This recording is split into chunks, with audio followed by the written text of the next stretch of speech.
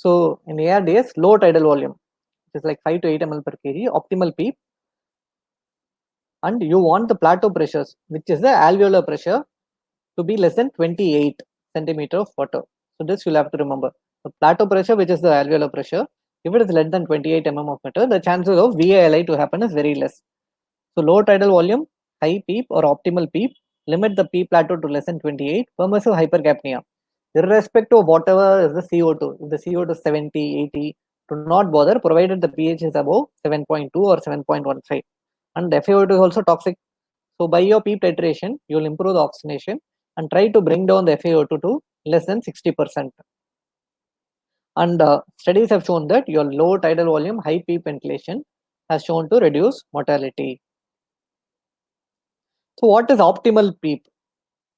So this optimal word is very important. I mean, how do you define it is whatever PEEP gives you a saturation, which is 88 to 92. In some cases, you can even go till 85, but usually it is 88 to 92. And with your PEEP, your compliance of the lung gets better and you prevent overinflation. So acceptable saturation of 88 to 92 with a good compliance, and PEEP when it over distance, because of positive intrathoracic pressure, your venous return can come down. You don't want that to happen. So good saturation, good best possible compliance, least hemodynamic instability, and as your saturation improves, you must be able to come down on the FiO2 to less than 60%. So whichever PEEP this happens is called as the optimal PEEP. So PEEP again, I think we have already discussed. It moves the fluid from the alveoli into the interstitial space, thereby improving the compliance, and it opens up the collapsed alveoli. Once the alveoli is opened, your functional residual capacity improves, and it also prevents derecruitment because of the low tidal volume. Because you're giving low tidal volume, there is a tendency for the alveoli to collapse. So thereby derecruitment can happen. So when you give PEEP, it recruits the more alveoli, and it prevents atelectotrauma because of cyclical opening and closing of the alveoli, and it also prevents biotrauma. All these we have already discussed. So this is a PV loop. Again, there are 2 points which you have to notice: lower inflection point and the upper inflection point. So this is important because, see here you can see the compliance. This is the pressure, this is the volume. Till the pressure reaches the lower inflection point, with an increase in pressure, just follow the graph till the green point is shown as lower inflection point. Till the lower inflection point, with an increase in pressure, the volume does not increase much. But after the lower inflection point, even a slight increase in pressure, you can see the volume increase up steeply. So your PEEP should be always above the lower inflection point. If you keep the PEEP below the lower inflection point, there is a tendency that the alveoli will collapse. And it should not be above the upper inflection point, because once it goes above the upper inflection point, you can see it flattening. So whatever pressure you increase, the tidal volume will not increase at all. So that is called beaking effect. So this point between the lower inflection to the upper inflection point is the place where you would like to ventilate the patient, and that is called the safety area. So this is the safe zone of ventilation which you would like to ventilate the patient.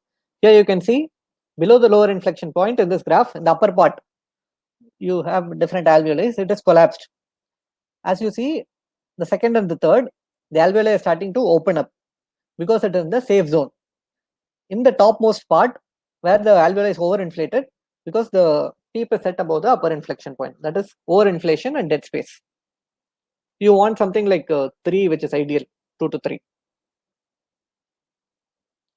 So what are the non-ventilatory strategies? In ventilatory strategies, we have I've told you what all is ventilatory strategies. In non-ventilatory strategies, I recommend you to remember this mnemonic, maybe all P's, P, P, P. There are 7 P's actually in ARDS if you see.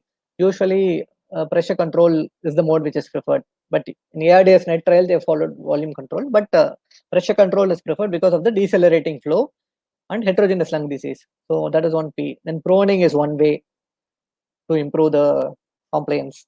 Another thing is pulmonary hypertension. If pulmonary hypertension is there, nitric oxide is again used.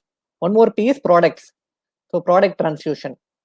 So by blood product transfusion, you can improve the oxygen saturation. Another P is peeing. Like urine output is called peeing. No? So you follow conservative fluid strategy and try to diurese the patient so that the patient again gets better. so that you keep a negative fluid balance, because some amount of alveoli collapse probably due to some amount of fluid in the lungs. So that can be removed by diuresis.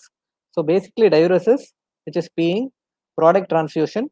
If there is pulmonary hypertension, again Peep, nitric oxide can help, proning, and paralysis. Other P is paralysis.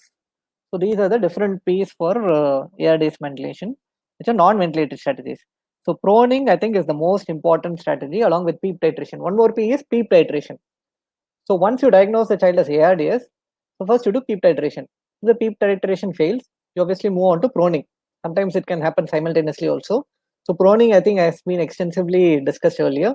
So all ARDS children have to be proned as early as possible.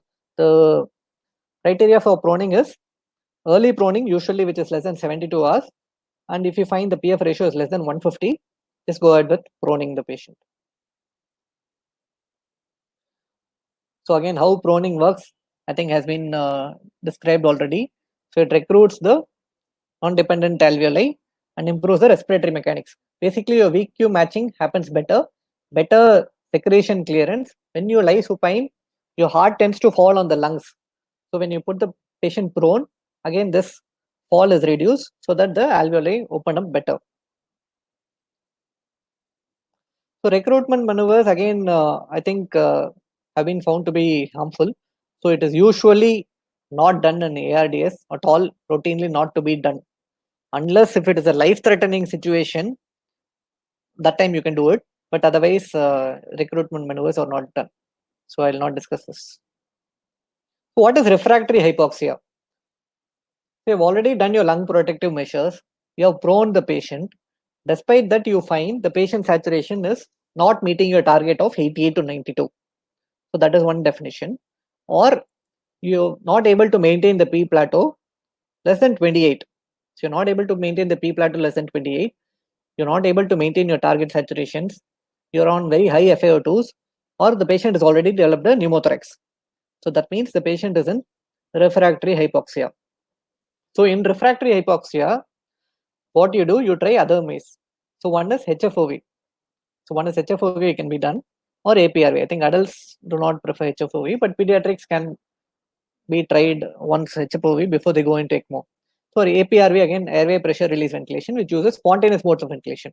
So you can try HFOV, APRV before you move on to ECMO.